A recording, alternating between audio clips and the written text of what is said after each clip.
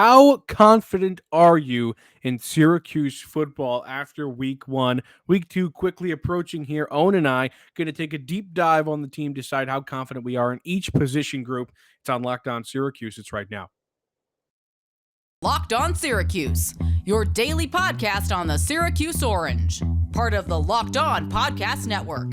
Your team every day.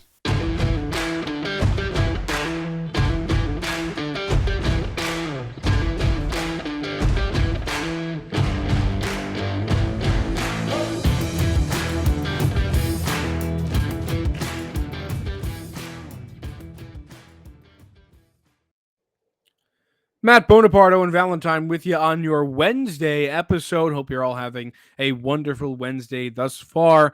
Thank you to LinkedIn Jobs for sponsoring this episode. You are the official college football recruiting sponsor across the Locked On College Network. LinkedIn Jobs helps you find the candidates you want to talk to faster. Post your job for free at linkedin.com/LockedOnCollege. Terms and conditions apply.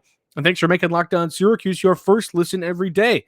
We are free and available wherever you get your podcasts. Like I said, Owen and I talking about our confidence levels in Syracuse football, specifically its position groups. We're going to go quarterback, running back, wide receiver / tight end, offensive line, defensive line, linebacking core, defensive back. So 7 positions, 1 through 7. My hot take, Owen, is that our last and our first position groups will be the same. I don't know if that's going to be accurate.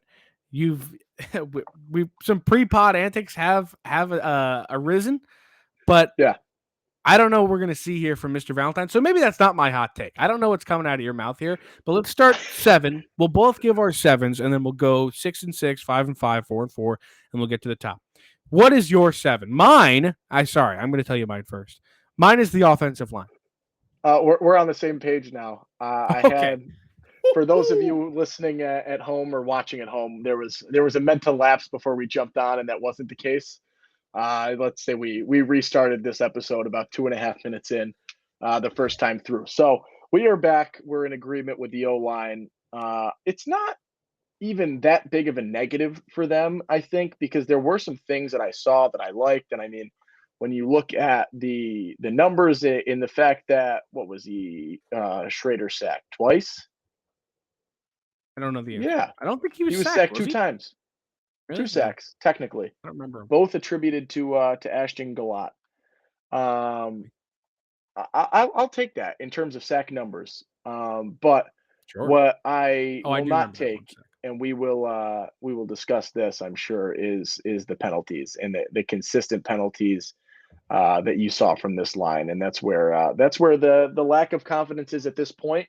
I think it's very recoverable lack of confidence right now, because there were some things that I saw out of them that I was pretty pleased with, to quote Sean Tucker. But I think that whenever you look at the total number of penalties and the number of yards, unfortunately for Syracuse, they actually escaped relatively scot-free from that number of penalties, because that could be, in games moving forward, in bigger games against tougher competition, those numbers are, going to be way more drive ending and are going to play, a heck of a lot more dividends as you go down the stretch in these games. Totally. Obviously, it is the penalties that put the offensive line down there. But, also, I think it's worth talking about how bad Carlos Vettorello was at times. The one sack I remember, or maybe I don't think, maybe I do remember both of them, but I was too excited in the win. I was trying not to focus on negatives that night. I do remember Vettorello just completely missed a block. Like, absolutely, completely missed a block. And that offensive line is relatively young. Dakota Davis and Vettorello have been there for a really long time, and Bergeron's not a spring chicken either, necessarily. But, those guys are the veterans of the line. And for Vettorello to be letting me down, I mean, he's easily the weak link, I think.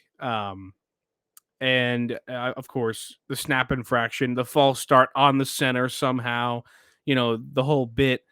Vettorello, he hurt me. And and he hurts his own team in my confidence ranking. So O-line going 7th, I don't think is crazy. I don't think they're terrible, of course. I think they No. are relatively good. They just got to iron out those penalties. Maybe tell Carlos that there's another guy behind him that wants his job. Maybe that gets him going. I don't know if there is, but just tell him it anyway. And see if that helps out. Okay, let's go to our number 6. This is where things get interesting. For the listeners, what I was saying before the pod was I think number 1's easy, number 7's easy, and then everything in between is totally up for grabs. Like I don't know what we're gonna say. I've got wide receivers here. 2 for 2 together. Okay, we're together. Okay. Wow. I think this one is pretty standard. I mean, they weren't bad, but 3 drops, that hurts. And the thing is, and the thing that comes with this offense is that it's rarely going to give you like a really flashy, like deep catch. Like it's not always going to happen. Like most of the passes that Schrader's going to complete are going to be little curl routes or little out routes and stuff like that. Nothing bananas, no deep balls, or very rarely a deep ball. So that's going to hurt you in terms of confidence level. But at the same time, like, I don't know necessarily that there's an incredible amount of talent here. I will say Devon Cooper in that game showed me more than I thought he had. He showed 100%. me more than I thought he had. So I will give some credit to Devon Cooper. He does boost their ranking a little bit, even though it's still at 6. I agree. This is, it's by no means a receiving core that showed that it's incredible against Louisville, despite, good passing numbers in this game. I looked at the receivers. You said it, the 3 drops. Devon Cooper did pleasantly surprise me, and from the get-go.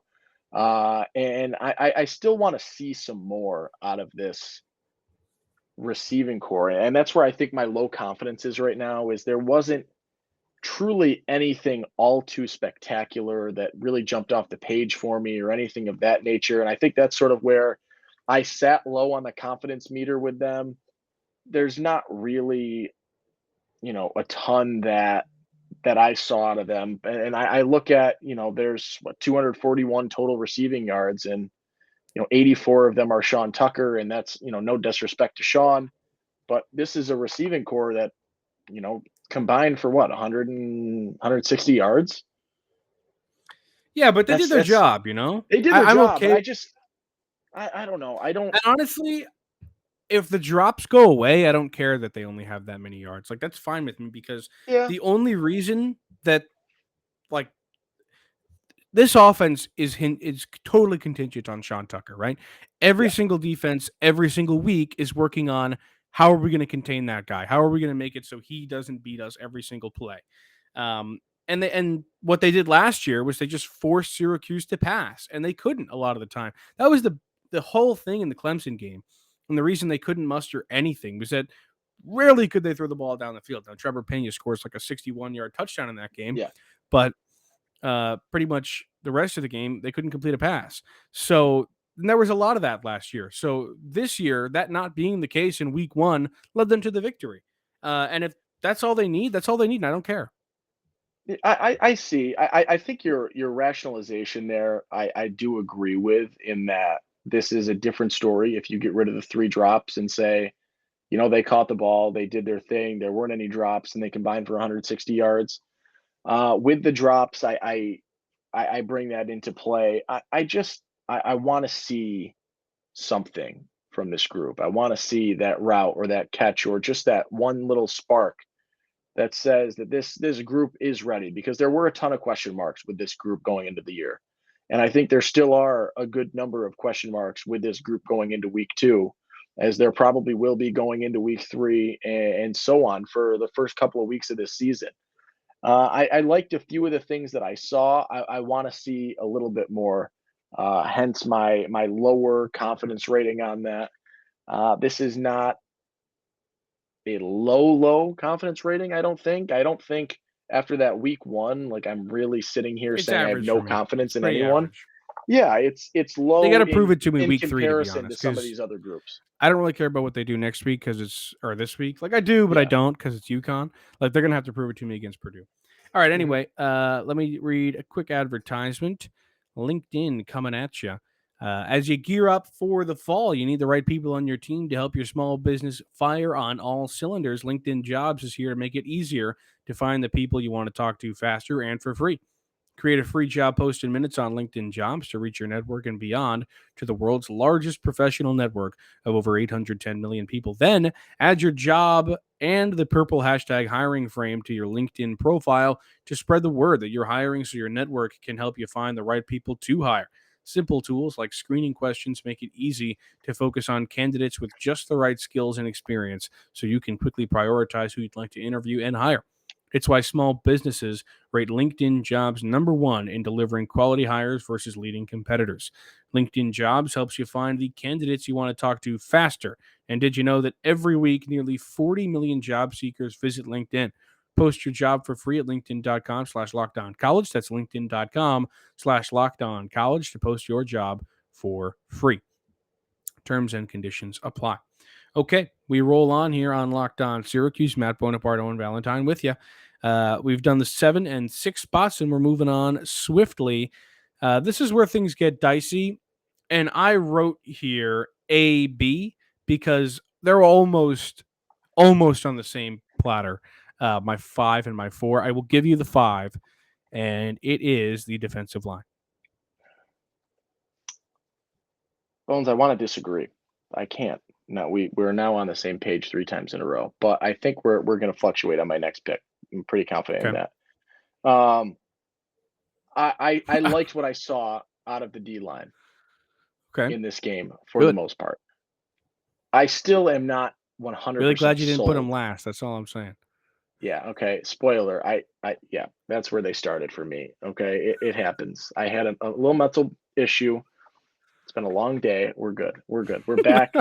I now have them where I think is properly ranked at fifth in my confidence meter. I want this is similar to the wide receivers in that I want to see more. I loved what I saw at times from this group. I just want to see, is that sustainable? And that's where the lack of confidence is. Is there were a lot of questions with this group, and I still look at them, and I'm not sure exactly where I stand when I look at what they can do and what they have done. They, are the beneficiaries in my eyes of a phenomenal game out of Steve Linton, who, as we discussed yesterday, uh, is he a lineman or a D lineman? Is he a linebacker?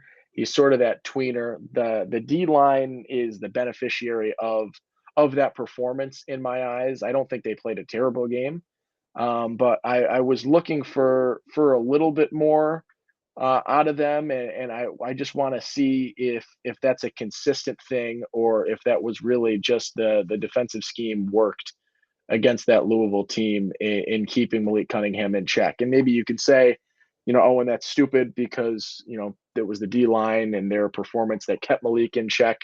Come at me if you want to. I'm ready to take it if you want to disagree like that. But I do really not know what this D line is yet. I don't know what that identity is. I don't know what they can do or how sustainably they can do it.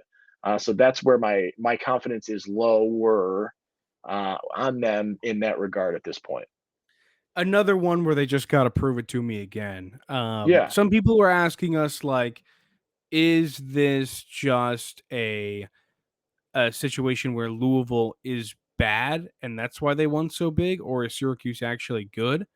We might get into that more later this week, but yeah, part of my confidence level here is that they just got to prove it to me again. Same thing with yeah, the wide receivers. Like a really good young group of guys who didn't have playing time last year or so much.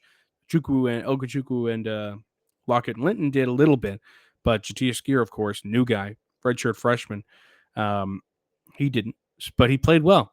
So there's a lot to like on this defensive line. I just want to see it again, but you know we're gonna find out a lot about this team in the next 2 weeks. the personality of what they're going to be. How good is that defensive line going to be every week, week in, week out? So we'll find out. But all right, let's move on to number 4 on the list. So you think you're confident that we're going to disagree here? I hope so, or else it's a boring episode. Okay. I've got quarterback.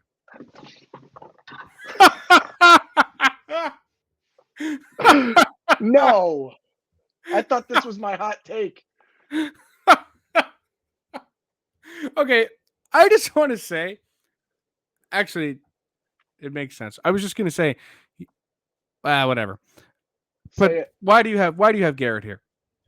I have Garrett here because I look at, and I'm going to throw the PFF grade aside that said he was the best quarterback in college football this week, because I see Garrett this week, and I do not want to say this as a knock on his performance because he did run for 104 yards.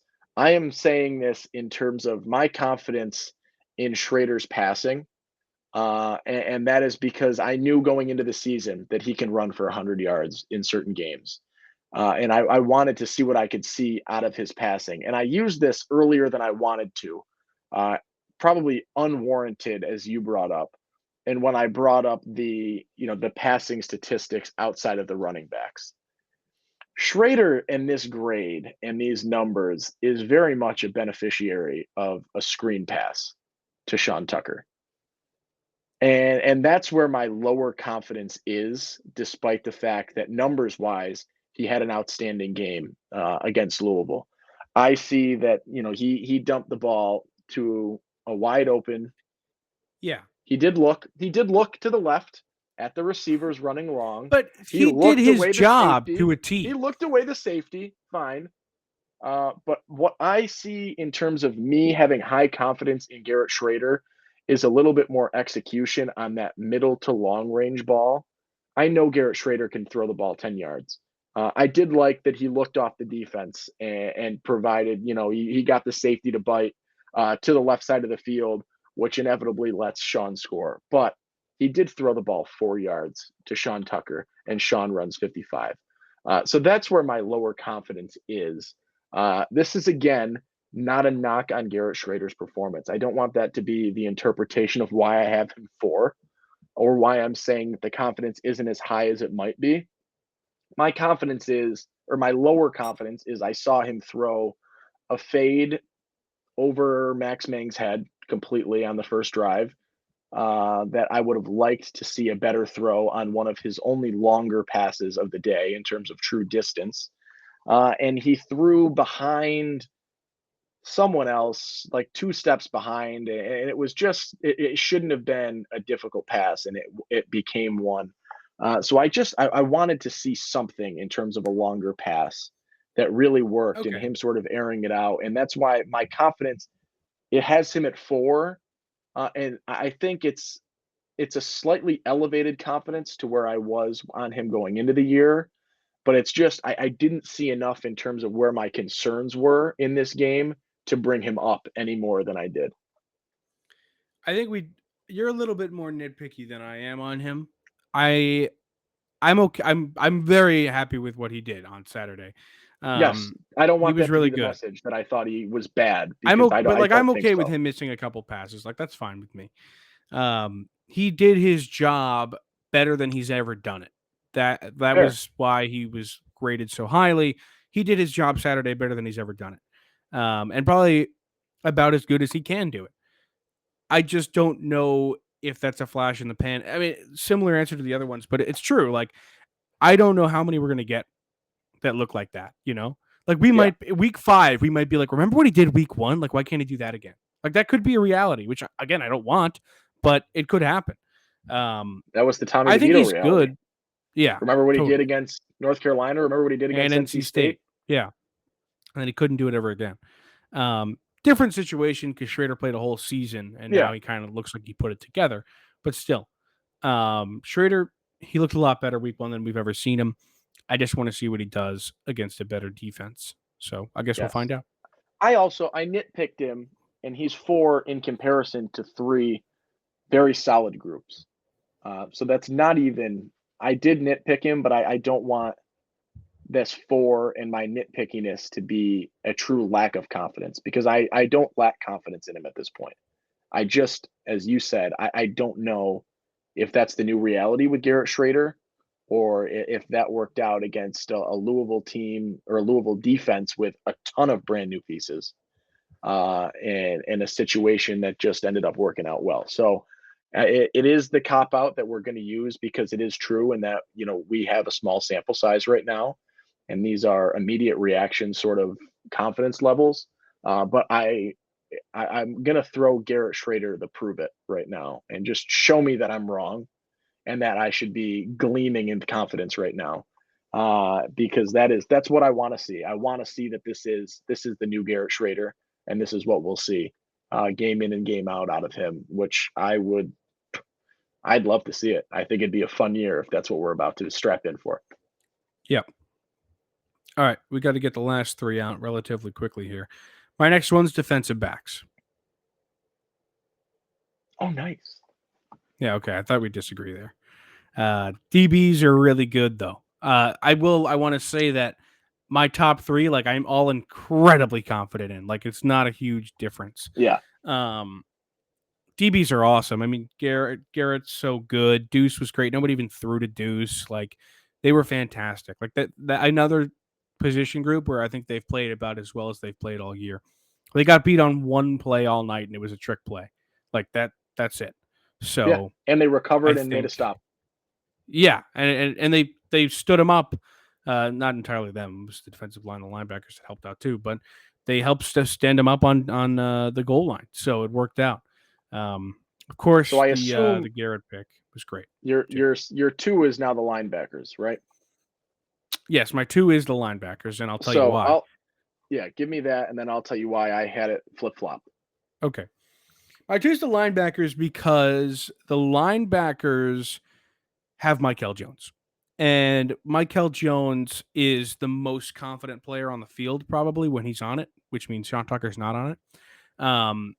And he is the biggest leader on the team, and he leads by example. And I don't think it, honestly, I don't know that it necessarily matters who's playing around him in the linebacking core, whether it's Derek McDonald or Stephon Thompson. I'm not saying those guys are equating talent, but I am saying that Michael Jones is going to bring them up regardless. So I think Derek McDonald has some learning to do this week. He's getting an opportunity he probably didn't think he was going to have, but Michael Jones is going to do whatever he can, and he's going to make sure it happens, that he's ready for game day, and he's going to play the kind of football that Michael needs him to, because without it, this defense is lesser, and Michael won't let that happen.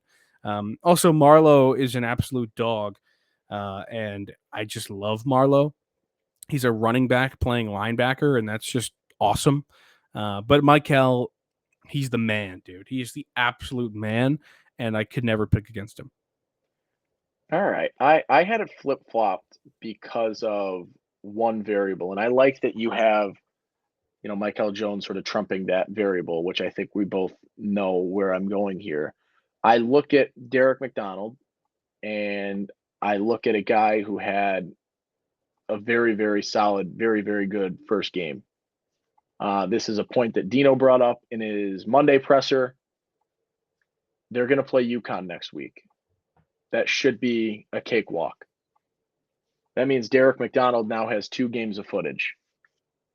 Was Derek McDonald's interception, a lack of, they don't know what, Derek McDonald has to offer. A lack of footage on him, a lack of film on that whole situation, right? You study a linebacker group that you expect to, be one of the best in the ACC. And I think they take a hit in dropping to Derek McDonald. And I don't want to disrespect him, because we've been very high on him, you especially, this preseason. And to see that sort of come to fruition week 1 with an interception is pretty cool. But I just am not sure what happens week 3 when you give Purdue 2 weeks of footage on McDonald, what that means in terms of this linebacking core. I think Michael Jones will do as good a job as anyone in college football to cover up the discrepancy as you go down to Derek McDonald. And it's not, I don't think Derek's that bad, though. I don't think he is. I don't that think bad, he's as exploitable as you're making him sound. I look at, as you said, I look at a secondary that that played a really, really, really good game, and a defensive backs group that played a very good game. And as you said, got beat on one play and recovered. I look at Garrett, I look at Deuce and the corners, and I am so confident in those two. And I liked what I saw out of Justin Barrett. I like what I saw out of That's Jihad fair. Carter. Totally fair. I think when I put these two together, and I had them pretty evenly ranked going into week one, and one group takes a hit on a third of its group, and the other group is 5 for 5 still healthy. That's why the confidence is truly higher in my mind. But Stephon's a huge hit. I'm not saying he's not, but I yeah, and also I think don't want my lower confidence to be taken as a hit on Derek McDonald either. I just think okay. that I look at a group that brings back all 5 versus a group that brings back 2 out of 3 with a guy that had a good week one as the third. And I think that is a very, very close battle. And I just went with the healthier group in order to That's fair. to No, solve that's that one totally out. fair. I think they're both totally justifiable. Okay, and we both have Sean 1, obviously, because he is the best college running back in the country. Shout out to LeQuint. He's a part of this running Shout out backs group. LeQuint. Yep, and Juwan Price, I bet you plays against UConn, so we're going to see what they have in him as well. They get loopholed into the number 1 confidence group. Facts. Totally true. Also, like the other 4 running backs you don't know the name of. Yeah. All right. Well, that does it for your Wednesday episode of Locked On Syracuse. We will be back tomorrow. I guarantee it. Tell me I was wrong I don't know today. necessarily. Hit me in the comments. What? Tear me apart. Oh, okay. Yeah, tear Owen apart. Yeah, it's been a rough day. Tear me down. Thank you for making Locked On Syracuse your first listen every day. Go make your second listen the Ultimate Pro Football Preview 2022. An 8-episode extravaganza to get you ready for the NFL season. It starts tomorrow. So exciting. The local team experts of the Locked On Podcast Network, plus a betting angle from your guy, Lee Sterling of Locked On Bets, all combining into one ultimate NFL preview. Search for Ultimate Pro Football Preview 2022 on your Odyssey app, YouTube, and wherever you get those podcasts you listen to. I'm Matt Bonaparte. That's Owen Valentine. We'll see you tomorrow.